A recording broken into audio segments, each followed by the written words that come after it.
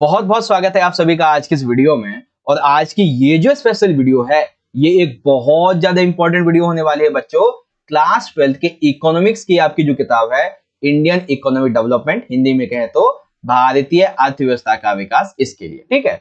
Basically आज की इस एक ही वीडियो में हम आपकी इस इंडियन इकोनॉमी की किताब का पूरा जो सिलेबस है एक ही वीडियो में हम कवर करने वाले हैं। आप ये बोल सकते हैं कि एक ही वीडियो के अंदर पूरी की पूरी बुक का हम वन शॉट रिवीजन करने वाले हैं, ठीक है। और इस रिवीजन के अंदर हम क्या करेंगे कि पिछले 10 साल के प्रीवियस ईयर के जो बोर्ड के एग्जाम इकोनॉमिक्स के आपके ऑलरेडी हो चुके हैं, उन बोर्ड के एग्जाम में जो क्वेश्चन ज्यादातर पूछे जाते पूरी किताब से, जिनके हाईली चांसेस हैं आपके बोर्ड के एग्जाम में आने के, तो उन मोस्ट इंपॉर्टेंट एंड जो सिलेक्टेड क्वेश्चंस हैं उनको इस वीडियो में बहुत अच्छी तरीके से हम समझने वाले हैं। इस वीडियो के बाद में आपकी इकोनॉमिक्स की जो तैयारी है वो कंप्लीट हो जाएगी। बस आपने करना क्या है, वीडियो को कंप्लीटली एंड तक देखना है, ठीक है बच्चों। तो आइए शुरुआत करेंगे बिना देरी करते हुए। इस वीडियो में जो भी क्वेश्चन अभी मैं आपको समझाऊंगा वो सभी के सभी हिंदी मीडियम में आपको बहुत अच्छे तरीके से समझाऊंगा, ठीक है। साथ ही जो बच्चे इंग्लिश मीडियम के हैं इनके लिए क्वेश्चन का आंसर प्रोवाइड कर दिया जाएगा, ठीक है।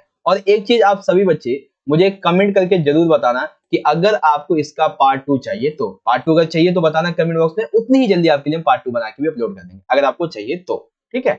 बाकी चलिए शुरुआत करते हैं। सबसे पहला प्रश्न बच्चों, ये प्रश्न है, इसमें से आपके 3-3 नंबर के 3 क्वेश्चन, 4 नंबर के 2 क्वेश्चन और 6-6 नंबर के 2 क्वेश्चन बन सकते हैं, ठीक है ना। मेनली ये जो क्वेश्चन है वो लॉन्ग क्वेश्चन में आता है, ठीक है। क्वेश्चन क्या है हमारे सामने, क्वेश्चन ये है कि कृषि विपणन से आप क्या समझते हैं और कृषि विपणन के दोष तथा इसको सुधारने के लिए सरकार के द्वारा उठाए गए कदमों को संक्षेप में समझाइए, ठीक है। दैट मीन्स कि जो एग्रीकल्चर मार्केटिंग होती है, ठीक है, इसका मीनिंग क्या होता है और इसके एक्सप्लेन करने हैं आपको इसके डिफेक्ट्स एंड जो स्टेप्स उठाए गवर्नमेंट ने इसको इम्प्रूव करने के लिए उसके बारे में, ठीक है। तो समझते हैं भाई कृषि विपणन है क्या।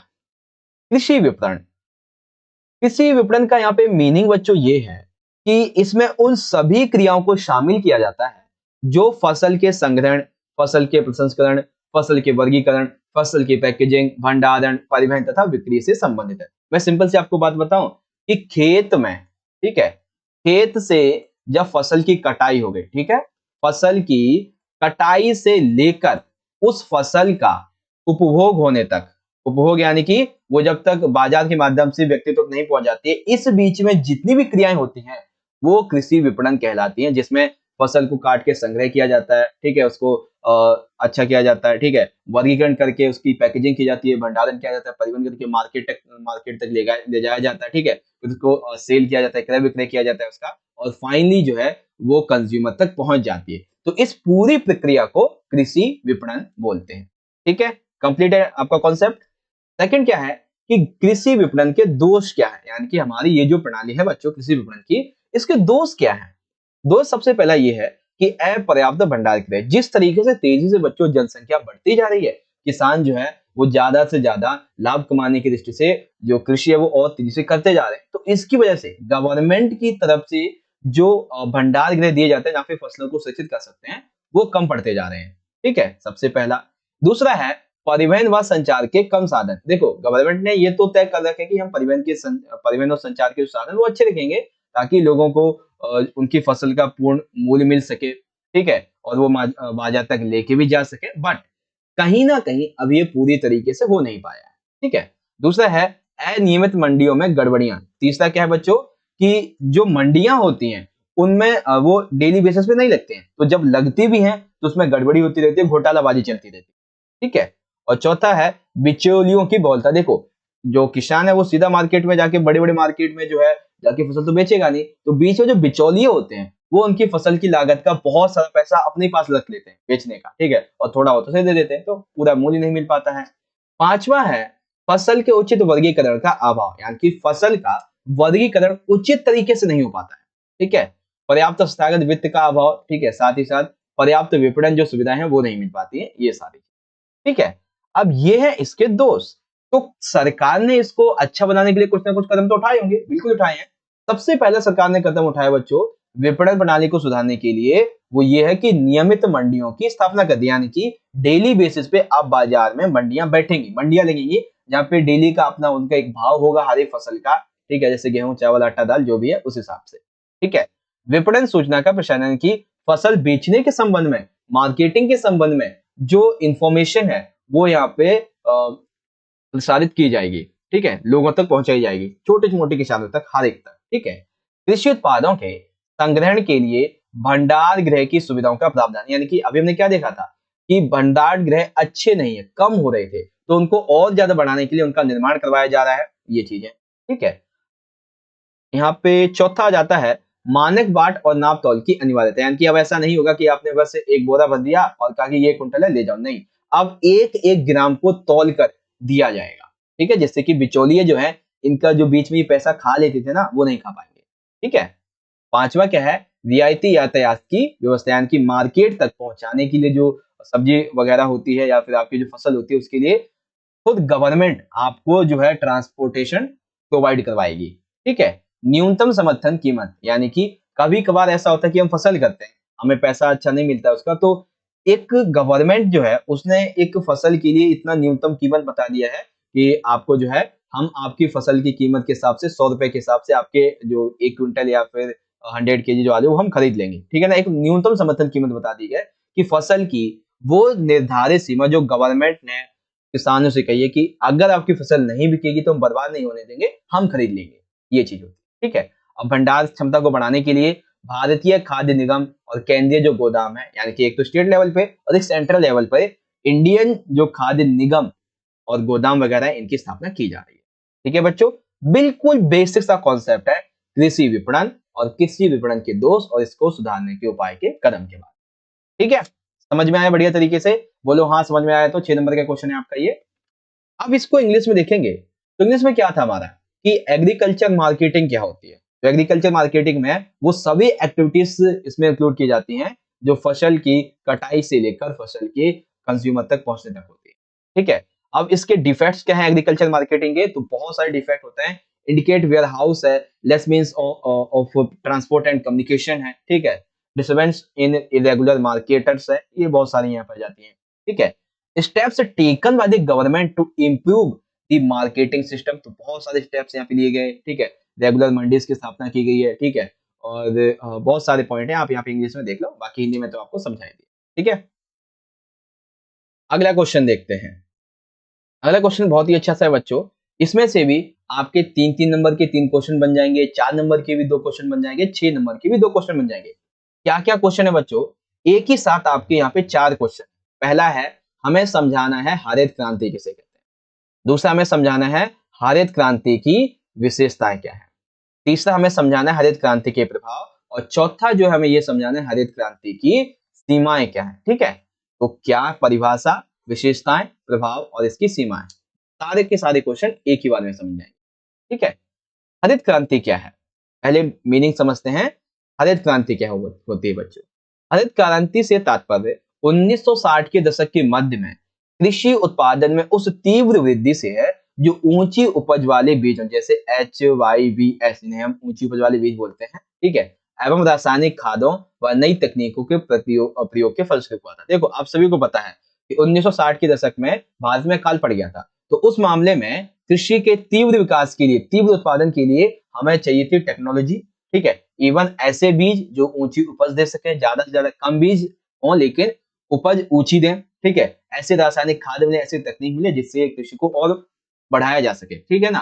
तो 1960 के दशक में कृषि के उत्पादन में आत्मनिर्भर बनने के लिए, ठीक है, इन बीजों का उपयोग, रासायनिक खादों का उपयोग, नई तकनीकों का उपयोग हुआ, जिसके फलस्वरूप भारत खाद्यान्न के क्षेत्र में आयातक से निर्यातक बन गया, ठीक है। यानी कि पहले खाने को लेता था, ठीक है, भोजन जो था वो पहले मंगाता था, अनाज वगैरह जब अकाल पड़ा था, लेकिन हरित क्रांति के बाद में वो मंगाने की बजाय अपने देश से भेजने लगा, ठीक है। तो इसको बोलते हैं हरित क्रांति, ओके। अब बारी आती है कि हरित क्रांति की क्या विशेषता थी। ये जो टाइम पीरियड चला 1960 के दशक का, इसके क्या मेन यहाँ पे विशेषताएं रही थी। सबसे बड़ी विशेषता ये थी बच्चों कि हर एक किसान ने, मेनली पंजाब, हरियाणा और उत्तर प्रदेश, इन 3 एरिया के जो किसान थे, इन्होंने उच्चतर पैदावार वाली जो किस्में के बीज थे जैसे HYVS, इनको उपयोग करना शुरू कर दिया था, ठीक है। जिससे क्या हुआ, ये बीज कम डालते थे लेकिन इनको जो फसल थी वो बहुत ज्यादा मिलती थी। ठीक है, रासायनिक उर्वरकों का अत्यधिक उपयोग किया गया जिससे कि कम समय में अधिक से अधिक उपज मिल पाती थी। ठीक है, सिंचाई व्यवस्था यहाँ पे बहुत अच्छी कर दी गई जिससे कि जहाँ पे ऑलरेडी सिंचाई थी वहां पे और ज्यादा उसे मजबूत बनाया गया क्योंकि बहुत अच्छी तरीके से वहां पे सिंचाई करके फसल का उत्पादन किया जा सकता था। ठीक है, अब जो फसल में खरपतवार वगैरह उग जाती है, ठीक है ना, घास वगैरह, उसको खत्म करने के लिए, कीड़ों को खत्म करने के लिए कीटनाशकों का उपयोग किया गया। साथ ही साथ कृषि में बड़ी बड़ी मशीनों का उपयोग की शुरुआत हुई थी। ठीक है, ये हरित क्रांति की विशेषताएं हैं उस टाइम पीरियड के अकॉर्डिंग। ठीक है, अब जब ये हरित क्रांति भारत ने अपनाई 1960 के दशक में, तब हरित क्रांति के भारत पर क्या प्रभाव पड़े? तो सबसे बड़ा जो प्रभाव पड़ा था वो ये था कि खाद्यान्न आत्मनिर्भरता की प्राप्ति। जहां पहले भारत अकाल के समय खाद्यान्न को मंगाता था, अब वो खाद्यान्न को भेजने लगा। ठीक है, विक्रय अधिशेष की प्राप्ति हुई, यानी कि पहले हम क्या करते थे, हम बेचते थे तो हमें कोई अधिशेष नहीं मिलता था। ठीक है, पहली बात तो हम बेचते नहीं थे, खरीदते थे। लेकिन अब हमारे पास खाद्यान्न बहुत हो गया है तो हमने बेचना शुरू कर दिया। बेचना शुरू किया तो हमें बहुत ही ज्यादा विक्रय अधिशेष मिलने लगा। हमारे पास खाद्यान्नों का एक बहुत बड़ा बफर स्टॉक पड़ गया ताकि आने वाले टाइम पे अगर अकाल जैसी स्थिति बने भी तो हम उससे बेसिकली निपट सकें। ठीक है, निम्न आय वर्गों को लाभ हुआ, छोटे छोटे जो लोग थे उनको भी इसका बहुत ज्यादा लाभ देखने को मिला था। ठीक है, हरित क्रांति क्या है, विशेषताएं, प्रभाव।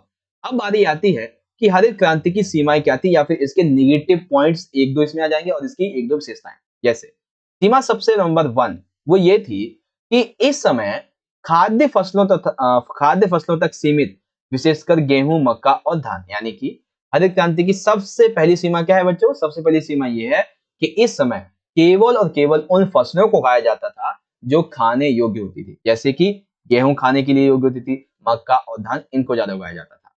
दूसरी की सीमा थी कि सीमित क्षेत्र जैसे कि पंजाब, पश्चिमी उत्तर प्रदेश, हरियाणा आदि कुछ राज्यों तक ही इस हरित क्रांति को फैलाया गया था, वहां तक इसका लाभ पहुंचा। ठीक है, तीसरा इससे ये हुआ कि किसानों में असमानता तथा आर्थिक क्षमता में गिरावट हुई। यानी कि पंजाब, हरियाणा, पश्चिमी उत्तर प्रदेश, यहाँ के जो किसान अमीर और गरीब थे, ठीक है ना, वो इक्वल जैसे हो गए। ठीक है, सभी को इसका लाभ मिला। लेकिन बाकी के अनदर जो स्टेट्स हैं इंडिया के, उसको इसका बहुत ही निगेटिव एक्सपेक्ट देखने को मिला। ठीक है, चौथा पॉइंट, सीमित समय तक प्रभावी और अब परिपक्वता समाप्ति की ओर। साथ ही पांचवा है परिमाणिकता वृद्धि परंतु गुणवत्ता में, पोषण में गिरावट। यानी कि हमें अच्छी पैदावार मिली, ठीक है, हमने कीटनाशकों का यंत्र का उपयोग किया, लेकिन कीटनाशक और रासायनिक उर्वरकों के उपयोग से खाने के अंदर जो पोषक तत्व होने चाहिए थे वो नहीं मिले अच्छे अच्छे। ठीक है ना, तो ये चीजें हैं। सारे कॉन्सेप्ट आपके क्लियर हो गए। हरित क्रांति क्या है, हरित क्रांति की विशेषताएं, हरित क्रांति के प्रभाव और हरित क्रांति की सीमाएं। वेल, बढ़िया तरीके समझ में आया होगा तो लाइक कमेंट करिए जल्दी से जल्दी। चलिए इंग्लिश मीडियम में देखेंगे इस क्वेश्चन के आंसर को बढ़िया तरीके से। तो इंग्लिश में है, what is called green revolution, right the characteristics of green revolution and right the effects of green revolution and the last की इसकी जो सीमाएं हैं, ठीक है ना, लिमिटेशंस है वो क्या है। तो पहले आप समझ लीजिए कि ग्रीन रेवोल्यूशन होता क्या है। ठीक है, कैरेक्टरिस्टिक्स क्या है आपके ग्रीन रेवोल्यूशन के लिए, इफेक्ट्स क्या है ग्रीन रेवोल्यूशन के, लिमिटेशंस क्या है ग्रीन रेवोल्यूशन की, वो आप यहाँ पे इजीली समझ सकते हैं। ठीक है बच्चों, सारे के सारे पॉइंट आपके के साथ यहाँ पे कंप्लीट हो जाते हैं। ओके, चलिए क्वेश्चन नंबर 3, बढ़िया प्रश्न है ये वाला, बड़े ध्यान से समझिएगा। और इसमें से आपके 4-4 नंबर के भी 3 क्वेश्चन बनते हैं, 6 नंबर के आपके 2 क्वेश्चन बनते हैं और 3 नंबर के भी 3 क्वेश्चन बनते हैं मेनली। ठीक है ना। क्वेश्चन क्या है बच्चों, क्वेश्चन में पूछा गया है भारत में प्रारंभिक, माध्यमिक तथा उच्च शिक्षा क्षेत्र में हुए विकास को समझाइए। यानी कि जब भारत 1947 में आजाद हुआ उसके बाद भारत में प्रारंभिक शिक्षा को लेकर, माध्यमिक शिक्षा को लेकर, उच्च शिक्षा क्षेत्र को लेकर जो डेवलपमेंट हुआ है उसको आपको एक क्रम के अनुसार समझाना है कैसे कैसे हुआ। ठीक है, चलिए समझाते हैं आपको। तो सबसे पहले हम बात करेंगे बच्चों प्रारंभिक शिक्षा के क्षेत्र में हुए विकास के बारे में। ठीक है, प्रारंभिक शिक्षा के क्षेत्र में हुए विकास के बारे में पहला पॉइंट। ठीक है, देखो प्रारंभिक शिक्षा को हम बोलते किसे हैं। प्रारंभिक शिक्षा जो है वो प्राथमिक यानी कि 1 से 5वीं और मध्य स्कूल यानी कि 6 से 8वीं, इसको मिलाकर प्रारंभिक शिक्षा कहा जाता है। ठीक है, तो जब भारत आजाद हुआ था उस समय जो प्रारंभिक शिक्षा के लिए स्कूल थे वो अराउंड जो है वो 2.3 लाख थे। लेकिन अगर आज हम बात करें अभी से 10 साल पहले की, 2010 से 11 की, तो ये संख्या पूरी 10 गुना बढ़ गई। ठीक है, कितनी हो गई अब? अराउंड 13 लाख, यानी कि जहां 2 लाख स्कूल होते थे पहले, वो अब जाके सीधे 13 लाख स्कूल हो। ठीक है, अब जो प्राथमिक शिक्षा थी, ये कक्षा 1 से 8 तक और 6 से 14 वर्ष के जो बच्चे हैं, इनके लिए पहले तो निशुल्क कर दी और अब ये अनिवार्य भी कर दी है।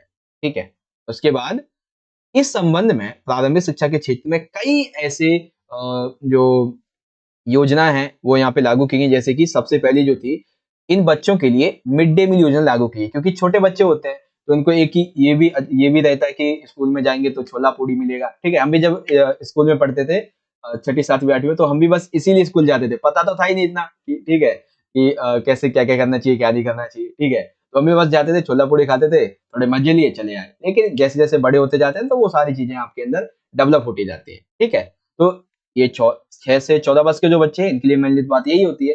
मिड डे मील योजना इनके लिए शुरुआत की गई थी 1995 में, ताकि बच्चे जो है वो आकर्षित हों। ठीक है, मेनली जो गरीबी रेखा से नीचे भी है वो भी यहाँ पे आएंगे, तो कम से कम लंच में उनको खाना मिलेगा स्कूल से। ठीक है, जिला प्राथमिक शिक्षा कार्यक्रम, जो कि 1991 में शुरुआत किया गया था। सर्व शिक्षा अभियान 2000 में शुरुआत किया गया था। ठीक है, मुफ्त और अनिवार्य शिक्षा का अधिकार 2009 में भारतीय लोगों को दिया गया था। ठीक है, तो ये विकास हुआ है बच्चों किसमें? प्रारंभिक शिक्षा के क्षेत्र में। दूसरा पॉइंट है बच्चों, माध्यमिक शिक्षा। अब माध्यमिक शिक्षा का मतलब क्या है? माध्यमिक शिक्षा के मामले में जो 12th और उससे ऊपर से थोड़ी सी पढ़ाई होती है वो आ जाती है। जैसे वर्ष 1950-51 में देश में मात्र 7400 माध्यमिक स्कूल थे। कितने? मात्र 7400। और अगले ही तकरीबन हम बोल सकते हैं कि 50 से 60 सालों के अंदर ये 7400 जो स्कूल थे, इनकी संख्या बढ़ के हो गई थी कम से कम 1.9, यानी कि 2 लाख। ठीक है, पहले टोटल जो लोग पढ़ा करते थे, विद्यार्थी पढ़ते थे, उनकी संख्या थी मात्र 15 लाख। लेकिन अब पिछले 60 से 70 सालों में ये संख्या जो थी वो कम से कम 100 गुना ओवरऑल बढ़ चुकी है। ज्यादा ही बढ़ चुकी है, 200-300 सैकड़ों गुना बढ़ चुकी है, 441 लाख बच्चे। ठीक है, इस मामले में बड़ी बड़ी जो संस्थाएं हैं माध्यमिक शिक्षा के क्षेत्र के विस्तार के लिए कार्य करती हैं, जैसे कि नवोदय तथा केंद्रीय विद्यालय, जिसे हम एनवीएस बोलते हैं या फिर केवीएस बोलते हैं, राष्ट्रीय शैक्षिक अनुसंधान परिषद यानी कि एनसीईआरटी। ठीक है, माध्यमिक शिक्षा का व्यावसायीकरण तथा तकनीकी, मेडिकल तथा कृषि शिक्षा यहाँ पे और तेजी से विकसित होती है। ठीक है, तो ये हो गया प्राथमिक शिक्षा के क्षेत्र में विकास, माध्यमिक शिक्षा के क्षेत्र में विकास। अब बारी आती है हमारी अगले पॉइंट। अगला है हमारा उच्च शिक्षा के क्षेत्र में हुआ विकास। तीसरा क्या है? उच्च शिक्षा के क्षेत्र में हुआ विकास। बेसिकली उच्च शिक्षा के क्षेत्र में बड़े बड़े विश्वविद्यालय, बड़े बड़े कॉलेजेस, बड़े बड़े बिजनेस और जो तकनीकी शिक्षण संस्थान है, इनको शामिल किया जाता है। और जब भारत आजाद हुआ तो इनमें और तेजी से सुधार हुए। जैसे कि लगभग 749, 31 मार्च 2016 के अकॉर्डिंग 749 बड़े बड़े विश्वविद्यालय देश में उच्च शिक्षा स्तर प्रदान कर रहे हैं। ठीक है, तकरीबन 749, जिसमें से 46 केंद्रीय विश्वविद्यालय हैं। ठीक है, और 345 राज्य विश्वविद्यालय हैं, 123 मानित जो विश्वविद्यालय किया जाते हैं, 235 निजी विश्वविद्यालय, प्राइवेट जो यूनिवर्सिटी से पहुंच जाती है। ठीक है, टोटल अगर हम कॉलेज की बात करें, ठीक है, कॉलेज की देखो, कॉलेज अलग होता है, विश्वविद्यालय अलग होता है। विश्वविद्यालय यूनिवर्सिटीज होते हैं और कॉलेज छोटे मोटे होते हैं। ठीक है ना, तो कॉलेज तकरीबन है 37,704। उच्च शिक्षा के क्षेत्र में बहुत सारी संस्थाएं काम करती हैं, जैसे कि विश्वविद्यालय अनुदान आयोग यानी कि यूजीसी। ठीक है, इग्नू काम करता है, यानी कि इंदिरा गांधी मुक्त विश्वविद्यालय है। ठीक है, अखिल भारतीय तकनीक शिक्षा परिषद यानी कि एआईसीटीई है, भारतीय शिक्षा अनुसंधान परिषद यानी कि आईसीएमआर है। तो ये सारी चीजें जो है यहाँ पे आप लिखेंगे। ठीक है, तो उच्च शिक्षा के क्षेत्र के विकास में ये बातें हैं। तो आई होप आपको समझ में आ गया होगा। प्राथमिक शिक्षा के क्षेत्र में विकास, माध्यमिक शिक्षा के क्षेत्र में विकास, उसके बाद में उच्च शिक्षा के क्षेत्र में विकास। इंग्लिश में आएगा कि explain the development in education sector of primary या फिर एलिमेंट्री बोलेंगे, यहाँ पे प्राइमरी की जगह एलिमेंट्री आएगा, secondary and higher education in India. तो सबसे पहले आप बात करेंगे developments in field of elementary school. उसके बारे में आपके सामने ये 4 पॉइंट आ जाएंगे। Development in field of secondary education, ये सेकंड है, उसके बारे में ये 3 पॉइंट आ जाएंगे। The last one is here कि developments in higher education sector, ये आपका थर्ड आ जाएगा। ठीक है बच्चों, चलिए क्वेश्चन नंबर 4 की बात करेंगे। फोर्थ में दिया गया है बच्चों हमारे सामने कि ग्रामीण विकास से आप क्या समझते हैं, ठीक है, और इसके मुख्य तत्वों का वर्णन कीजिए। बहुत ही छोटा सा प्रश्न है और बहुत ही आसान सा भी है, ठीक है। ग्रामीण विकास का क्या मतलब होता है?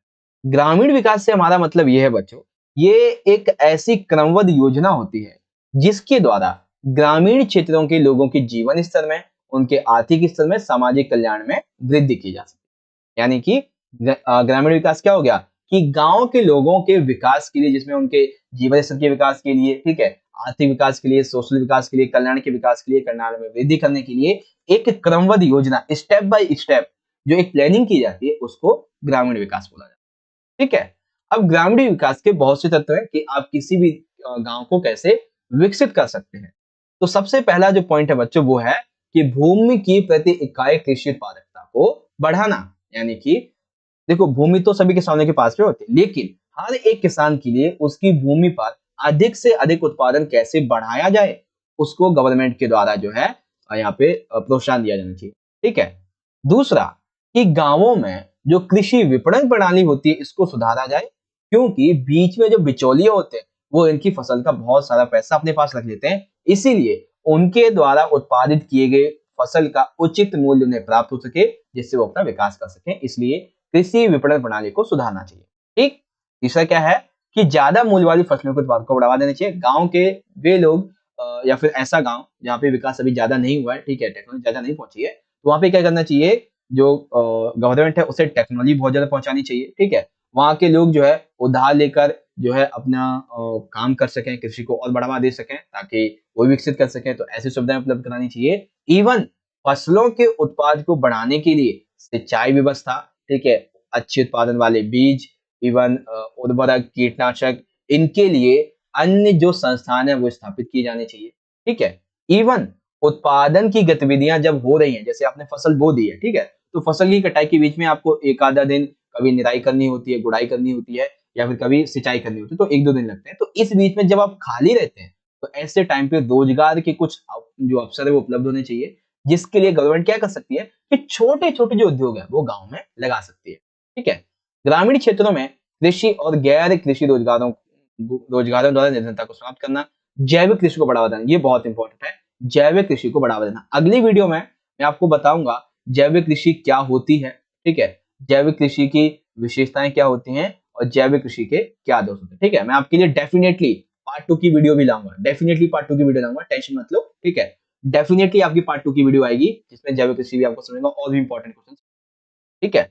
ग्रामीण क्षेत्र में शिक्षा स्वास्थ्य सेवाओं को और हमें विस्तृत करना चाहिए, ठीक है बच्चों। चौथा क्वेश्चन समझ में आ गया बढ़िया तरीके से। चलिए, इंग्लिश मीडियम के बच्चे क्वेश्चन को यहाँ पे अच्छे से समझेंगे कि what do you understand by rural development and describe its main elements. तो रूरल डेवलपमेंट क्या होता है बच्चों, ये आपकी रूरल डेवलपमेंट की मीनिंग है। It means that the systematic plan which the standard of living and economic and social welfare of the people of rural area are increased. इसके बहुत से एलिमेंट्स हैं, की एलिमेंट्स हैं रूरल डेवलपमेंट्स के, वो आप यहाँ पे इजीली देख सकते हैं, ठीक है बच्चों। ये आ जाते हैं टोटली आपके। चलिए, क्वेश्चन नंबर 5 की बात करेंगे बच्चों। क्वेश्चन नंबर 5 में दिया गया हमारे सामने, जैविक कृषि किसे कहते हैं। लीजिए सर, मैं आपको अगले में बता रहा था, क्वेश्चन आपके यहीं पे आ चुका है, ठीक है। जैविक कृषि किसे कहते हैं, पहला क्वेश्चन। जैविक कृषि के लाभ किसे कहते हैं और कृषि के दोष लिखिए, ठीक है ना। तो ये बात है, आसान तरीके से हम ये आपको समझाएंगे, ठीक है। देखते हैं जैविक कृषि कहते किसे हैं। बेसिकली देखो, जैविक कृषि जो है ये कृषि की एक ऐसी पद्धति होती है जिसमें खेतों के लिए जैविक खाद, जो कि मुख्यतः पशु खाद होती है या फिर हरी खाद होती है, इसका प्रयोग किया जाता है, ठीक है। यानी कि जैविक कृषि का मतलब क्या हो गया, ऐसी कृषि की पद्धति जिसमें जैविक खाद का उपयोग किया हो, जो किसके द्वारा बनती है, पशु के गोबर के द्वारा बनती है, ठीक है, या फिर जो हरी खाद होती है वनस्पति वगैरह सड़ जाती है उससे बनती है, ठीक है। और इसमें यह होता है कि रासायनिक उर्वरकों का उपयोग बिल्कुल भी नहीं होता है, बल्कि जो जैविक खाद होती है उसी का उपयोग ज्यादा किया जाता है, ठीक है। और ये खेत करने की वो मतलब खेती करने की वो पद्धति है जो कि पर्यावरण को संतुलन बनाए रखती है, ठीक है। ना तो इससे भूमि का अपरदन होता है, ना ही तो भूमि प्रदूषण होता है, ना ही तो भूमि की उपजाऊपन क्षमता कम होती है, ठीक है। पर्यावरण के अनुकूल है, ठीक है, इसीलिए ये होते हैं जैविक कृषि। जैविक कृषि के बहुत से लाभ होते हैं। कैसे कैसे लाभ होते हैं सर? सबसे पहला जैविक कृषि का लाभ है बच्चों कि जैविक खादों के प्रयोग से मृदा का जैविक स्तर बढ़ता है। यानी कि जब हम जैविक खाद का उपयोग करते हैं तो मृदा का जो जैविक स्तर है ये बढ़ता है, जिससे क्या होती है, मृदा के अंदर अच्छी उपजाऊपन क्षमता आ जाती है। और जिस मृदा में अच्छी उपजाऊपन क्षमता आएगी और वहां पे सिंपल सी बात है कृषि उत्पादकता बहुत अच्छी हो जाएगी। ठीक है। जैविक खाद पौधों की वृद्धि के लिए आवश्यक खनिज पदार्थ प्रदान करती है। हमारी जो फसल होती है, पौधे होते हैं, पेड़ वगैरह, इनके लिए आवश्यक खनिज जैविक खाद प्रदान करती है। ठीक है। जो मृदा में मौजूद सूक्ष्म जीवों के द्वारा पौधों को मिलते हैं। ठीक है। जिससे क्या होता है, पौधे स्वस्थ बनते हैं और उत्पादन तेजी से बढ़ जाता है। रासायनिक खादों के मुकाबले जैविक खादें सस्ती भी होती है, टिकाऊ होती है। अब जो रासायनिक खादें यूरिया वगैरह आप देखेंगे जो गांव वगैरह में यूज की जाती हैं, ठीक है, तो वो ज्यादा महंगी होती है। लेकिन ये जो खाद है, जैसे पशु के गोबर से बनी खाद या फिर वनस्पति को सड़ा के बनाई खाद, ये तो नॉर्मली भी आप भी बना सकते हैं। थोड़ा टाइम लगता है लेकिन आप भी बना सकते हैं। ठीक है। तो ये बहुत ही सस्ती है और टिकाऊ भी होती है और पर्यावरण के अनुकूलन भी होती है।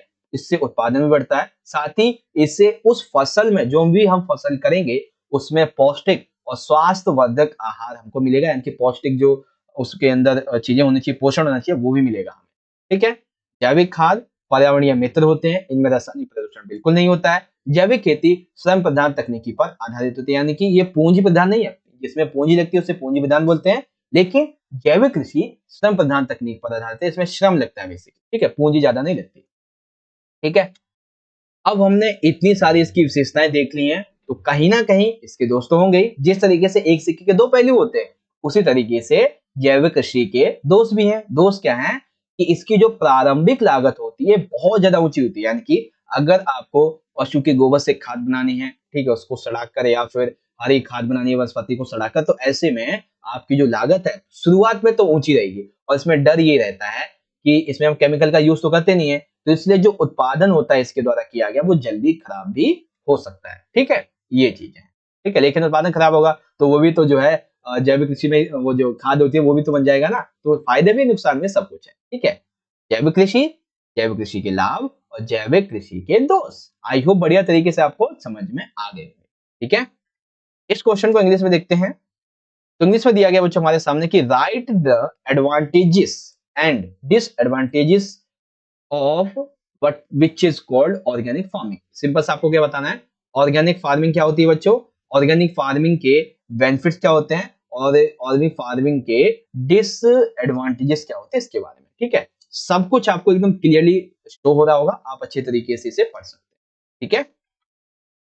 क्वेश्चन नंबर 6 बहुत ही बढ़िया सा प्रश्न है बच्चों ये वाला, जिसमें हम बात करेंगे उद्योग के महत्व के बारे में और उद्योग नीति के प्रस्ताव के बारे में, जो कि 1956 में लाई गई थी। ठीक है। उद्योगों का क्या महत्व होता है हमारे लिए, उद्योगों का क्या महत्व होता है किसी देश की जो जनसंख्या होती है उसके लिए, देखते हैं। उद्योग का महत्व, उद्योग जो होते हैं, फैक्ट्रियां जो लगाई जाती है, इससे क्या होता है, इससे जो है रोजगार का सृजन होता है। यानी कि लोगों को रोजगार मिलता है, वो काम करते हैं और विकास करते हैं। ठीक है। इससे कृषि का विकास होता है, क्योंकि ऐसे उद्योग जो कृषि में यंत्रीकरण के लिए विकसित करने के लिए लगाए जाते हैं, उससे कृषि का विकास होगा। सिंपल सी बात है। तीसरा, प्राकृतिक संसाधनों का उपयोग। देखो उद्योग जब लगाए जाते हैं तो इससे जो है हम अपने प्राकृतिक संसाधन को भी लेके आते हैं, उनका भी उपयोग करते हैं, और मैनमेड जो हमारे इक्विपमेंट्स होते हैं उनका भी उपयोग करते हैं। ठीक है। इससे जो है श्रम की अधिक उत्पादकता बढ़ाई जा सकती है। ठीक है। समृद्धि के लिए अधिक क्षमता होती है, निर्यात की अधिक मात्रा में कमी आती है। ठीक है। साथ ही साथ आत्मनिर्भर विकास होने लगता है और क्षेत्रीय संतुलन से बढ़ता है। ये है उद्योगों के कुछ महत्व, जिसमें से आपको 2-3 याद रखने, ज्यादा नहीं। ठीक है। मेनली जो हमारा पॉइंट है बच्चों वो ये है कि औद्योगिक नीति प्रस्ताव 1956, इसे हम भारत का औद्योगिक संविधान बोल सकते हैं। ठीक है। इसके बारे में आपको विशेषताएं लिखनी है। ठीक है। तो सबसे पहली विशेषता है बच्चों कि इसके तहत उद्योगों को 3 श्रेणियों में वर्गीकरण किया गया। कौन कौन सी श्रेणी? श्रेणी नंबर ए में वे 17 उद्योग रखे गए जिनकी स्थापना व विकास केवल सार्वजनिक क्षेत्र के उद्यम के रूप में किया जाएगा। ठीक है। यानी कि श्रेणी ए में कौन से उद्योग है? ऐसे 17 उद्योग जिनकी स्थापना विकास केवल किसके लिए की जाएगी? सार्वजनिक क्षेत्र के उद्यम के लिए। श्रेणी बी, इसमें ऐसे 12 उद्योग रखे गए हैं जिसकी स्थापना निजी और सार्वजनिक क्षेत्रों में की जाएगी, परंतु निजी क्षेत्र केवल इसमें गौण भूमिका निभाएगा। ठीक है। श्रेणी सी, इसमें पहले और दूसरे जो है श्रेणी ए और बी, इनके उद्योगों के अतिरिक्त सभी उद्योगों को निजी क्षेत्र के लिए छोड़ दिया गया। यानी कि जो उद्योग आज हम देखते हैं अपने आसपास में मेनली, वो श्रेणी सी के उद्योग होते हैं, श्रेणी ए और बी के बहुत कम मिलेंगे। ठीक है, ये हो गया पहला वाला उद्योगों का श्रेणी में वर्गीकरण। दूसरा है औद्योगिक लाइसेंसिंग, यानी कि निजी क्षेत्र में उद्योगों को स्थापित करने के लिए सरकार ने लाइसेंस को बहुत ही आवश्यक बना दिया। ठीक है, इससे होगा क्या, औद्योगिक नीति से, इससे में लघु उद्योगों के विकास पर बल दिया गया था, उद्योगों के विकास के महत्व को लोगों को समझाया गया था, तकनीकी शिक्षा दी जा रही थी, लोगों को तकनीकी प्रशिक्षण दिया जा रहा था, जिससे कि उद्योग जो है वो और तेजी से विकसित हो सके। ठीक है, तो ये उद्योगों का महत्व है, और ये जो 1956 की हमारी औद्योगिक नीति प्रस्ताव थी, ये उसकी बात है। ठीक है, इस क्वेश्चन को इंग्लिश में देखेंगे तो इंग्लिश में आ जाएगा बच्चों, understanding the importance of industry, describe the industrial policy resolution of 1956। तो इंपॉर्टेंस क्या है इंडस्ट्री की, एंड जो इंडस्ट्रियल पॉलिसी है रेजोल्यूशन की 1956 के बारे में, या फिर इंडस्ट्रियल कॉन्स्टिट्यूशन ऑफ इंडिया, इसके फीचर्स जो है उसके बारे में आप इजीली यहाँ से पढ़ सकते हैं। ठीक है, सिंपल सिंपल से कॉन्सेप्ट है आपके यहाँ पे क्वेश्चन नंबर 6 के। क्वेश्चन नंबर 7 बड़े बढ़िया तरीके से समझिएगा। दिया गया है कि भारत में धारणीय विकास की प्राप्ति के लिए सुझाए गए उपयुक्त उपायों का वर्णन कीजिए। यानी कि देखो, धारणीय विकास के लिए तकरीबन 4 जो आपके अर्थशास्त्री उन्होंने बातें कही हैं, जैसे हैंडम वगैरह जो है। ठीक है, तो इसमें से हमें ये दर्शाना है कि भारत में एक अच्छा धारणीय विकास करने के लिए जो उपाय समझाएंगे वो हमें यहाँ पे बताना। ठीक है, तो क्या क्या उपाय बताए गए हैं भाई। सबसे पहला जो उपाय बताया गया बच्चों वो ये है कि ऊर्जा के गैर पारंपरिक स्रोतों का उपयोग। देखो, जैसे जैसे आप सभी को पता है कि जनसंख्या बढ़ती जा रही है, ठीक है, तो इस मामले में क्या है कि नॉर्मली जो हमारा प्यारा सा देश भारत है, ठीक है, इसमें विद्युत आवश्यकताओं के लिए हम किस पर निर्भर रहते हैं, थर्मल और हाइड्रो पावर संयंत्र पर, यानी कि जो बड़े बड़े बिजली संयंत्र होते हैं ना, जहाँ पे ये जो बिजली वगैरह बनाई जाती है उस पर हम निर्भर रहते हैं। ठीक है, जो कि पर्यावरण पर कहीं ना कुछ निगेटिव प्रभाव जरूर डालते हैं। तो इसीलिए हमें ऊर्जा के जो गैर पारंपरिक स्रोत हैं, जैसे कि एयर पावर यानी कि वायु शक्ति, और जो सन ऊर्जा होती है यानी कि सौर ऊर्जा जो होती है, इसका उपयोग करना चाहिए। ठीक है, अब इसका उपयोग करेंगे तो होगा क्या, ये ऐसे स्रोत हैं जो जब तक पृथ्वी अंत नहीं होगी, पृथ्वी अंत हो भी जाएगी तो भी वायु शक्ति सौर ऊर्जा बनी रहेगी। ठीक है, यानी कि ये कभी ना खत्म होने वाले स्रोत है। ठीक है, और ये है कैसे, ये पर्यावरण के अनुकूल है, यानी कि पर्यावरण पे कोई भी निगेटिव प्रभाव नहीं डालते हैं। ठीक है, तो हमें धारणीय विकास को प्राप्त करने के लिए ऊर्जा के गैर पारंपरिक स्रोतों का उपयोग करना चाहिए। ठीक, दूसरा क्या है, अधिक स्वच्छ ईंधनों का उपयोग। देखो, शहरी क्षेत्र में ईंधन के रूप में जो है वर्तमान में अगर हम बात करें तो सीएनजी का उपयोग किया जा रहा है, कंप्रेस्ड नेचुरल गैस, यानी कि उच्च दाब प्राकृतिक गैस, इसका उपयोग किया जा रहा है। इससे होता क्या है कि गैस जो वाहन होते हैं वो ज्यादा धुआं भी नहीं निकालते। ठीक है, और ये नॉर्मली आसानी से वायुमंडल से जो, यानी कि किसी भी खुले एनवायरनमेंट में आसानी से बना भी सकते हैं। इससे किसी तरीके का कोई पॉल्यूशन नहीं होता है। तो इसीलिए एक बढ़िया और अच्छा, टिकाऊ, सस्ता और स्वच्छ ईंधन जो है पर्यावरण के अनुकूल, पर्यावरणीय मित्र ईंधन, वो ये होता है। ठीक है, इससे क्या होता है, प्रदूषण भी कम होता है, वायु स्वच्छ रहती है। ग्रामीण क्षेत्रों में सीएनजी जहां उपयोग नहीं हो पाती है, वहां पर बायोगैस का उपयोग हो जाता है, गोबर गैस का उपयोग हो जाता है। ठीक है ना, जिससे वायु प्रदूषण कम होता है ग्रामीण क्षेत्रों में भी और शहरों में भी। ठीक है, तीसरा पॉइंट हमारे सामने है लघु जलीय प्लांटों की स्थापना। देखो, कई झरने ऐसे होते हैं, जैसे पहाड़ी इलाके हैं, यहाँ पे झरने ऐसे होते हैं जिनसे पानी 24 घंटे या फिर कह सकते हैं 12 मास 12 महीने आता ही रहता है। ठीक है, जो कि कभी एंड नहीं हो रहा है वहां से। ठीक है, उसका सोर्स क्या है हमें नहीं पता, लेकिन हाँ, उनसे हम क्या कर सकते हैं, आसानी से बिजली बना सकते हैं। ठीक है, तो क्या होगा, ये पर्यावरण के अनुकूल होते हैं। ओके, और चौथा क्या है, पारंपरिक ज्ञान व व्यवहार। ये तो बहुत इंपॉर्टेंट है बच्चों, कि हमें अपने भारत की कृषि व्यवस्था को और अच्छा बनाने के लिए, ठीक है, स्वास्थ्य सुविधा व्यवस्था को और अच्छा बनाने के लिए, आवास और परिवहन संबंधी जो क्रियाकलाप हैं, ये कैसे रखने चाहिए, पर्यावरण के हित का रखने चाहिए। यानी कि हम अपना कृषि विकास करें तो पर्यावरण को ध्यान में रखे करें, हम जो भी स्वास्थ्य सुविधा के लेकर टेक्नोलॉजी का विकास करते हैं वो भी हम पर्यावरण को ध्यान में रखे करें। आवास, परिवहन या जो भी हम क्रियाकलाप करते हैं वो कैसे होने चाहिए, इन्वायरमेंट के अनुकूल होने चाहिए। ठीक है, बट आज वर्तमान में हम इन प्रणालियों से दूर हो गए हैं, जिससे हमारे पर्यावरण और हमारी ग्रामीण विरासत में भारी मात्रा में हानि पहुंची। ठीक है, तो ये चीजें हैं बच्चों। आई होप आपको ये वाला पार्ट भी बढ़िया तरीके से समझ में आ गया होगा कि भारत में धारणीय विकास को प्राप्त करने के लिए सबसे पहले ऊर्जा की गैर पारंपरिक स्रोतों का उपयोग किया जाता है, दूसरा अधिक स्वच्छ ईंधनों का उपयोग किया जाता है, फिर लघु जलीय प्लांटों का उपयोग किया जाता है, और पारंपरिक ज्ञान व व्यवहार इसका उपयोग किया जाना चाहिए, ये सारी चीजें। ठीक है, अब इस क्वेश्चन को इंग्लिश में देख लेते हैं, क्वेश्चन नंबर 7 को। इंग्लिश में दिया गया बच्चों कि describe the suitable measures suggested for achieving sustainable development in India. तो आइए देखते हैं क्या लिखा हुआ है। लिखा हुआ है सबसे पहले use of non conventional sources of energy like wind power and solar energy. ठीक है, second use of cleaner fuels like CNG and biogas. Okay, and the third establishment of small hydro plants, and fourth traditional knowledge and practice जो कि लोगों तक basically पहुंचनी थी उसके बाद। ठीक है, चलिए क्वेश्चन नंबर 8 की बात करते हैं। क्वेश्चन नंबर 8 में पूछा गया बच्चों मानव पूंजी किसे कहते हैं, मानव पूंजी निर्माण के स्रोत तथा समस्या की। बहुत बढ़िया प्रश्न है बच्चों, इसमें से आपके 3-3 नंबर के 4 क्वेश्चन। ठीक है, नहीं 3 नंबर के 3 निकलेंगे बेसिकली। ठीक है, अरे हट जा भाई, एक सेकेंड। हाँ, 3 नंबर के 3 क्वेश्चन निकलेंगे, 4 नंबर के 3 और 6 नंबर के 2 क्वेश्चन। ठीक है, मैं आपको समझाता हूँ कैसे कैसे। मानव पूंजी किसे कहते हैं, निर्माण स्रोत और समस्या।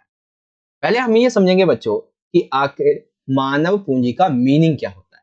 ठीक है, मानव पूंजी क्या होती है, तो किसी भी देश में एक विशेष समय पर जो लोग रहते हैं, ठीक है, उनका ज्ञान, उनका कौशल, उनकी योग्यता, उनकी शिक्षा, उनकी प्रेरणा, उनका स्वास्थ्य, इन सभी के भंडार को हम क्या बोलते हैं, मानव पूंजी कहते हैं। अब ये कहोगे आप ज्ञान को कैसे भंडार कर सकते हैं, कौशल योग्यता को कैसे भंडार करते हैं सर। अरे सिंपल सी बात है, लोग जो रह रहे हैं, ठीक है ना, किसी कंट्री में, उनका ज्ञान कैसा है, उनका कौशल कैसा है, उनकी योग्यता कैसे, उनका शिक्षा कैसे, उनकी प्रेरणा, उनका स्वास्थ्य कैसा है, इसको मानव पूंजी बोलते हैं।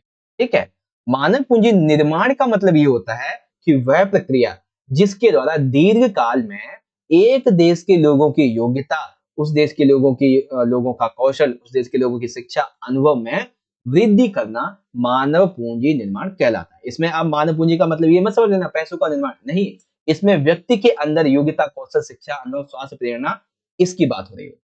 ठीक है, मानव पूंजी निर्माण को हम और कैसे अच्छा बना सकते हैं, क्या क्या स्रोत होते हैं हमारे सामने। ठीक है, तो बहुत से स्रोत होते हैं। सबसे पहला होता है कि हम ज्यादा से ज्यादा शिक्षा पर व्यय कर सकते हैं, जिससे लोगों के अंदर जो शिक्षा संबंधी पूंजी निर्माण है वो बनेगा। ठीक है, लोगों को शिक्षा के बारे में पता चलेगा। कौशल के विकास पर हम ज्यादा से ज्यादा व्यय कर सकते हैं। ठीक है, उन्हें जो है नौकरी के साथ साथ हम प्रशिक्षण भी दे सकते हैं, जिससे उनकी तैयारी और अच्छी होगी। साथ ही लोगों के स्थानांतरण पर व्यय कर सकते हैं, उनको एक जगह से दूसरी जगह भेजा जा सकता है अन्य और रुचियों को सीखने के लिए। ठीक है, पांचवा ये है कि सूचना पर व्यय किया जा सकता है। छठा है कि उनके स्वास्थ्य पर व्यय किया जा सकता है, खर्चा किया जा सकता है। ठीक है, ये है मानव पूंजी निर्माण के स्रोत। शिक्षा पे व्यय करके, शिक्षा, कौशल, ठीक है, सूचना, स्वास्थ्य, इन पर व्यय करें, खर्चा करें और उनको और ज्यादा विकसित कराएं। ठीक है, लेकिन स्रोत तो चलो बढ़िया है, हमारे पूंजी निर्माण भी चल रही है, लेकिन इस मामले में ना कुछ समस्याएं आ जाती हैं। तो भारत में मानव पूंजी संबंधी निर्माण की समस्याएं क्या है। सबसे पहली समस्या है बच्चों कि भारी व तेजी से बढ़ती हुई जनसंख्या का दबाव, यानी कि तेजी से जो अभी के टाइम पे जनसंख्या बढ़ रही है, पॉपुलेशन जो ग्रोथ हो रही है, वो एक बहुत बड़ा डिफेक्टर्स है इस मानव पूंजी के निर्माण के लिए। ठीक है, हमारे पास पहले तो संसाधन कम है, और अब जैसे जनसंख्या बढ़ जाएगी तो संसाधन और कम पड़ जाएंगे, तो अपर्याप्त संसाधन हमारे पास है। ठीक है, साथ ही साथ प्रतिभा पलायन की समस्या, जिस बंदे को इंजीनियरिंग वगैरह अच्छे से आ गई, वो क्या करता है, वो भारत से छोड़कर दूसरे विदेश अब्रॉड में चला जाता है। ठीक है, उसे लगता है कि उसे वहां पे अच्छा पैसा मिलेगा और रिलेटिव मिलता भी है। तो प्रतिभा है, योग्यता है, कौशल है, उसके साथ में शिक्षा है, लेकिन वो भारत में रहना नहीं चाहता, तो इससे भारत की मानव पूंजी कहाँ चली गई, दूसरी कंट्री में चली गई, तो ये समस्या आ जाती है। मानव संसाधन के उचित प्रबंधन का अभाव, यानी कि मानवीय संसाधन के रूप में जो चीजें व्यक्ति को उपलब्ध करवानी चाहिए वो नहीं मिल पाती है। ठीक है, स्तरीय तकनीक व प्रबंधन शिक्षा का अभाव, यानी कि एक स्तर के अनुसार जो तकनीकी और शिक्षा मिलनी चाहिए व्यक्ति को, बच्चे को, वो नहीं मिल पाती है। और स्वास्थ्य सेवाएं जो पूरी तरीके से विकसित नहीं है, ये बात किया जाए। ठीक है बच्चों, मानव पूंजी क्या है, मानव पूंजी निर्माण, मानव पूंजी निर्माण के स्रोत और मानव पूंजी निर्माण में आने वाली समस्याएं। कंप्लीट हो गया आपका बढ़िया तरीके से क्वेश्चन। ठीक है, बहुत अच्छे तरीके से आपको समझा रहा हूं, आई होप आप समझ भी रहे। क्वेश्चन नंबर आता है हमारा 8 में दिया गया what is called human capital, ठीक है, and right the sources and problems of human capital formation. तो क्या दिया हुआ है, ह्यूमन कैपिटल क्या होती है, ठीक है, ह्यूमन कैपिटल फॉर्मेशन क्या है, सोर्स क्या है ह्यूमन कैपिटल फॉर्मेशन के, एंड प्रॉब्लम्स क्या आती हैं ह्यूमन कैपिटल फॉर्मेशन में इंडिया के कॉन्टेक्स्ट, ठीक है। Human capital formation, source and problems, ये कंप्लीट आपका पूरा प्रोसेस हो जाता है, ठीक है। ओके, क्वेश्चन नंबर 9 में पूछा गया बच्चों कि ब्रिटिश औपनिवेशिक प्रशासन के द्वारा अपनाई गई औद्योगिक नीतियों की कमियों की आलोचनात्मक विवेचना कीजिए, ठीक है। बहुत अच्छा प्रश्न है बच्चों कि जब अंग्रेजों ने हम पर राज किया था उस समय उन्होंने जो औद्योगिक नीतियां अपनाई थी उनकी क्या क्या कमियां थी इंडिया के कॉन्टेक्स्ट में, हमें समझना, ठीक है। तो आइए देखते हैं। तो लिखा हुआ है हमारे सामने कि भारत औपनिवेशिक शासन काल में एक बहुत बड़े शक्तिशाली औद्योगिक ढांचे का विकास नहीं कर सका। कब? जब अंग्रेजों ने हम पर राज किया था तब। अब आप ये कह कैसे सकते हो कि एक बड़ा औद्योगिक शक्तिशाली ढांचा नहीं था हमारे पास में? सबसे पहला इसका सबसे बड़ा जो कारण है वो ये है बच्चों कि समान गुणवत्ता के किसी भी विकल्प के बिना हस्तकला उद्योग में गिरावट, यानी कि देखो हमारे भारत में औपनिवेशिक शासन काल में हस्तकला उद्योग थे, हाथों से जिन उद्योगों में काम करते हैं वो उद्योग ज्यादा थे। तो ब्रिटेन एकमात्र ऐसा देश था जो क्या करता था, भारत से बहुत ही सस्ती चीप से चीप रेट पर कच्चा माल जो है वो कहां ले जाता था, ब्रिटेन भेज देता था, और ब्रिटेन से मशीनों के द्वारा उसको उत्पादित कर एक तैयार माल करके भारत भेजता था, ठीक है। तो अब आप एक चीज देखो, एक वो मटेरियल जो हाथ से बनाया गया है, एक वो मटेरियल जो टेक्नोलॉजी यानी कि मशीन के द्वारा बनाया गया है, आप किसे लेना पसंद करोगे? आप सिंपल सी बात है मशीन पे ज्यादा ट्रस्ट कर लोगे, ठीक है ना। मेनली जो है उस टाइम की हम बात कर रहे हैं जब भारत आजाद नहीं हुआ था, अपने विशेष शासन काल था, तो लोग जो थे वो इस पे जो मशीन वाली जो वस्तु होती थी उसे खरीदते थे, ठीक है ना। तो इससे क्या हुआ, इससे छोटे मोटे जो उद्योग थे हस्तकला उद्योग उनकी और मशीनों द्वारा बनाई गई वस्तुओं में प्रतियोगिता हो गई। और आप सभी को पता है जब मशीन हाथों की बात आती है तो मशीन ऑलरेडी हमेशा उसको अच्छा बनाने के मामले में, जल्दी बनाने के मामले में, ठीक है, क्वांटिटी के मामले में बहुत आगे निकल जाती है, ठीक है ना। तो इसीलिए धीरे धीरे करके क्या हुआ कि हस्तकला जो उद्योग था वो भारत में खत्म होना शुरू हो गया, और 19वीं शताब्दी के दूसरे छमाही के अंतर में ये जो मशीनी उद्योग था वो पूरी तरीके से भारत में विकसित हो चुका था, ठीक है। ये चीज है, ठीक है बच्चों। हम ये कह सकते हैं कि औपनिवेशिक शासनकाल में ब्रिटेन की नीति की वजह से हस्तकला उद्योग भारत में खत्म हो गए थे एक तरीके से, ठीक है। दूसरा, 19वीं सदी के दौरान औद्योगिक जो विकास था भारत में उसमें ब्रिटेनों वालों ने क्या किया था, अंग्रेजों ने क्या किया था, कपास, जूट और कपड़ा मिलों तक ही औद्योगिक विकास को सीमित रखा था। किन किन चीजों तक? कपास, जूट और कपड़ा मिलों तक, ठीक है। लौह इस्पात उद्योग का इन्होंने स्थापना किया 1907 में, ठीक है। फिर धीरे धीरे इन्होंने जो है चीनी, सीमेंट और कागज उद्योग को और ज्यादा विकसित करना शुरू किया। कब? 1930 के दशक में। अब ये विकास करते थे औद्योगिक नीतियों के मामले में, इनके सामने पूंजी उद्योगों के अभाव की समस्या है। क्या भाई? कि भारत में मुश्किल से ही औपनिवेशिक शासन में कोई ऐसा उद्योग होगा जो पूंजीगत होगा जो आधुनिकीकरण को बढ़ावा दे सके, ठीक है। तकरीबन 70 संयंत्र तथा मशीनरी का आयात किया जा रहा था। भारत अपनी तकनीकी तथा पूंजीगत वस्तुओं की आवश्यकता के लिए आयात पर निर्भर था, यानी कि भारत जो था उसमें जब ब्रिटेन ने हम पे राज किया था तो अपनी तकनीकी के लिए, पूंजीगत वस्तुओं के लिए किस पर निर्भर होता था? विदेशों से आने वाली वस्तु पर, ठीक है, क्योंकि भारत खुद तो बना नहीं पाता था, और जो बनाता भी था कोई लेता नहीं था, ठीक है।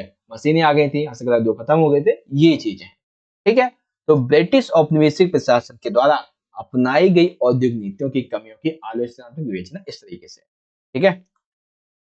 इस क्वेश्चन को इंग्लिश में देख लेते हैं एक बार। तो इंग्लिश में दिया गया हमारे सामने कि critically discuss the shortcomings of the industrial policies adopted by the British colonial administration, ठीक है। तो सबसे पहले क्या है? डिक्लाइन द हैंडीक्राफ्ट इंडस्ट्री, या फिर नहीं, हैंडीक्राफ्ट यार गलत वर्ड है, मतलब कि सिंपल सी बात है, वो क्या बोलते हैं, हस्तकला उद्योग जो थे ना वो खत्म हो गए थे, किसके? Without any substitute of equal quality, इसके बिना, ठीक है। और ये एक दो पॉइंट आपके यहाँ पे दिए, आप देख सकते हैं, ठीक है। Okay, one of the last question of this video that is here, बहुत इंपॉर्टेंट है, बड़े ध्यान से समझिएगा। क्वेश्चन नंबर 10 में दिया गया है बच्चों हमारे सामने कि पंचवर्षीय योजनाओं के लक्ष्यों का उदाहरण सहित वर्णन कीजिए। बहुत अच्छा सा प्रश्न है बच्चों। इसमें से आपके 3-3 नंबर के 4 क्वेश्चन, 4-4 नंबर के 2 क्वेश्चन और 6-6 नंबर के 2 क्वेश्चन आपके निकलेंगे। बड़े ध्यान से समझिएगा। ठीक है, नॉर्मली आपने पॉलिटिकल पढ़ा है तो आप इसका आंसर लिख सकते हैं, but as a economic point of view आप कैसे लिखेंगे वो मैं आपको समझा। प्रत्येक पंचवर्षीय योजना के लिए कुछ ना कुछ विशेष रणनीति या फिर लक्ष्य जरूर होते हैं जिसे उसे पूरा करना होता है। इस मामले में हर एक पंचवर्षीय योजना का सबसे पहला उद्देश्य होता है समवृद्धि। पहला उद्देश्य क्या है बच्चों? समवृद्धि। समवृद्धि से तात्पर्य ये होता है कि देश की उत्पादन क्षमता में वृद्धि करना, यानी कि देश कितना उत्पादन कर रहा है उस मामले में उसकी क्षमता को और ज्यादा बढ़ाना है, जिसमें देश कितनी वस्तुओं का उत्पादन कर रहा है, कितनी सेवाओं का उत्पादन करना है, उसे और हाई लेवल तक पहुंचाना। जिससे क्या होगा? जिससे परिवहन, बैंकिंग सेवाएं, ठीक है, वृहत स्टॉक और उत्पादक पूंजी सेवाओं की क्षमता में वृद्धि होगी। ठीक है, और जब हमारे देश की उत्पादन क्षमता बढ़ेगी, प्रोडक्शन की जो क्षमता है वो बढ़ेगी, तो इससे क्या होगा? ये आर्थिक वृद्धि की संकेतक है, यानी कि जीडीपी का संकेतक है। ठीक है, इसीलिए ओके। तो जीडीपी एक वर्ष में उत्पादित कुल वस्तुओं और सेवाओं के मूल्य को क्या कहते हैं? बाजार मूल्य कहते हैं, ये याद रखना। दूसरा है आधुनिकीकरण। देखो, वस्तुओं और सेवाओं के उत्पादन में वृद्धि के लिए सबसे ज्यादा जरूरी क्या है? सबसे ज्यादा जरूरी है उत्पादकों के पास में होना बड़ी बड़ी नई नई और जो एडवांस टेक्नोलॉजी है उसका होना। ठीक है, नई तकनीकी के प्रयोग को हम क्या बोलते हैं? आधुनिकीकरण ही बोलते हैं। ठीक है, जैसे कि फसल उत्पादन में वृद्धि के लिए पुरानी बीजों की बजाय जो नई उन्नत किस्म के बीज होते हैं, जिन्हें हम क्या बोलते हैं? जिन्हें हम HYVS बोलते हैं। ठीक है, इन बीजों का उपयोग करें, अर्थात केवल नई तकनीकी प्रयोग से ही नहीं, मतलब ये जो बीजों का उपयोग है ये नई तकनीक प्रयोग से भी जुड़ा हुआ है, साथ ही राष्ट्र के वैचारिक सामाजिक मनस्थिति में परिवर्तन से भी जुड़ा है। जैसे कि महिलाओं को समान अधिकार देना और जो आधुनिकीकरण में आ जाता है। ठीक है, परागत समाज में महिलाएं जो थी वो केवल घरेलू कार्य करती थी, लेकिन आधुनिकीकरण की वजह से क्या हुआ है? पंचवर्षीय योजना की वजह से अब ये जो है इन्हें अन्य क्षेत्रों में रोजगार करने का अवसर मिला है। एक तरीके से आधुनिकीकरण समाज को सभ्य और संपन्न बनाने के लिए पंचवर्षीय योजना का आधुनिकीकरण होना जरूरी है। ठीक, समझ गए? उसके बाद में क्या दिया हुआ? तीसरा वाला, तीसरा है हमारा आत्मनिर्भरता। इसका मतलब क्या है? एक कंट्री के द्वारा अपनी आर्थिक समृद्धि और आधुनिकीकरण की प्रक्रिया को तीव्र करने के दो रास्ते हैं। कौन से? पहला है अन्य देशों से आर्थिक संसाधनों का उपयोग करो या फिर स्वयं संसाधनों का उपयोग कर लो। यानी कि जो पंचवर्षीय योजना ये क्या कहती है कि हमें आत्मनिर्भर बनना चाहिए। अब इस मामले में दो रास्ते हैं आपके पास में, क्या कि या तो आप किसी दूसरे से संसाधन मंगा के खुद उपयोग कर लो, ठीक है, या तो आप खुद ही जो है बनाओ उसको और उपयोग करो। प्रथम 7 जो पंचवर्षीय योजनाएं थी इसमें आत्मनिर्भरता पर अधिक बल दिया गया था और अन्य राष्ट्रों से ऐसी वस्तुएं और सेवाएं जिनका उत्पादन भारत स्वयं कर सकता था उनको नहीं लिया गया था। ठीक है, इसी नीति में मुख्यतः खाद्य उत्पादन, ठीक है, हमारे अन्य राष्ट्रों पर निर्भरता को कम किया गया था। इसी दौरान हरित क्रांति वगैरह भी आ गई थी। ठीक है, और ये आवश्यक भी था। एक नए स्वतंत्र देश के लिए आत्मनिर्भरता बहुत ही आवश्यक होती है, क्योंकि हमेशा उस नए देश को जो आजाद होता है उसे ये भय रहता है कि कहीं अन्य राष्ट्रों पर हमारी निर्भरता की वजह से वो हम पर कब्जा ना कर ले। ठीक है, तो ये आत्मनिर्भरता की बात आ जाती है। And the fourth point is equality, समानता।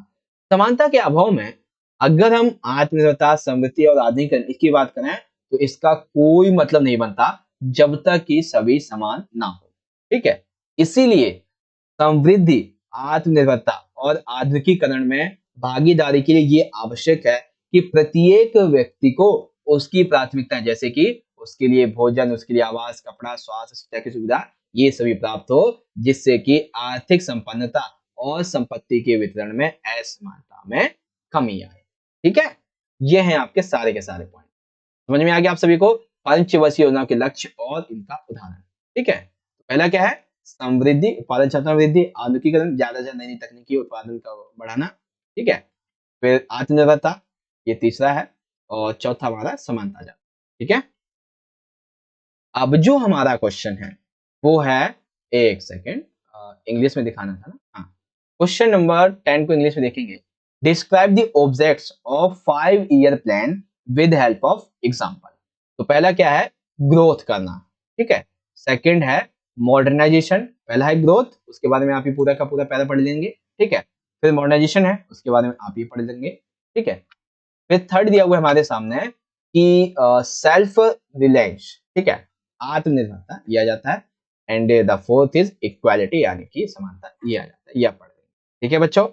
वेल वेल वेल, ठीक है। और आई होप बच्चों कि आपको हर एक क्वेश्चन आंसर बहुत अच्छे तरीके से समझ में आया होगा, ठीक है। अब अगर आपको इसका पार्ट 2 चाहिए तो बताना, वैसे तो मैं आपके लिए अपलोड करूंगा, बहुत ही जल्दी अपलोड कर दूंगा इस वीडियो के 4 से 5 घंटे में ही, बट अगर आपको और भी जल्दी चाहिए तो कमेंट करके बताओ, ठीक है। ओके बच्चों, बाकी आप सभी को ये वाली वीडियो कैसी लगी, आप सभी बच्चे मुझे एक बार कमेंट बॉक्स में अपना प्यारा सा फीडबैक देके जरूर जाना, जिससे मुझे पता चले कि हाँ भाई आपने अपनी तैयारी कैसी कर रखी है। कमेंट बॉक्स में जरूर बताइएगा। साथ ही वीडियो अच्छी लगी हो तो ज्यादा से ज्यादा वीडियो को बच्चों लाइक करो, क्योंकि आप जितना ज्यादा वीडियो को लाइक करोगे उतना ज्यादा हमारा और मोटिवेशन बढ़ता है ऐसी वीडियोस को बनाने के लिए, ठीक है। साथ ही इस वीडियो को जितना हो सके अपने सभी दोस्तों के साथ शेयर करो, ताकि वो भी आपकी मदद से अपनी तैयारी अच्छी कर सके, ठीक है। वेल, मिलते हैं आपसे अगली वीडियो में। आप सभी का आज की इस वीडियो को देखने के लिए बहुत बहुत धन्यवाद। लेंगे अगली वीडियो में। जय हिंद, वंदे मातरम।